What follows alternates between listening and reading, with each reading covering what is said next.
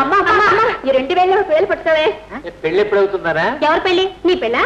గీత ఏమిటా మాటలు? చూడమ్మా మరి మావయ్య పట్టుకోమని త్వరగా పెళ్లి అయిపోతుంది. పెళ్లి కాదంటున్నారుగా, మరి ఏమిటి అర్జెంటు?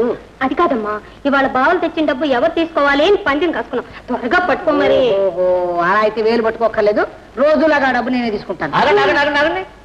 ఏమిటి, నా కొడుకులు డబ్బు సంపాదించి తీసుకొచ్చే అంత ప్రయోజనం అయ్యారా? ఇది వింటున్నది నిజమేనా అక్కయ్య?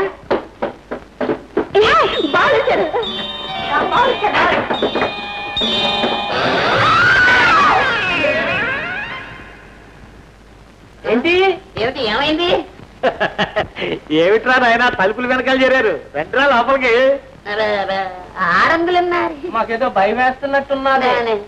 అయ్యేందుకురా, మీ నాన్న ఉన్నాడుగా, ఏం పర్వాలేదు, రండి, నేను ఉన్నాగా. నేనెందుకంటాను రా, ప్రయోజకులు అయ్యారుగా.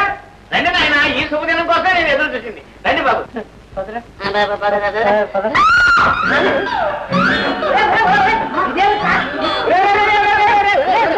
ఏమిటా యువతాడు?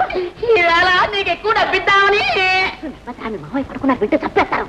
మేమిద్దరం కలిసి బయలుదేరితే అవును, 4 రౌడీలు మా రిక్షా మీద పడ్డారత్తయ్య. ఏది రౌడీ? పచ్చి రౌడీలు వంకాయ కొడతారు. ఆ కత్తులతోటి మా ఇద్దరు డొక్కలో ఇలా ఇచ్చారు. రక్తం లేదు కాబట్టి సరిపోయింది. అమ్మో బుచ్చడి, మా దగ్గర ఉన్న డబ్బు దక్కకపోతే ప్రాణాలు కూడా తీస్తామన్నారు.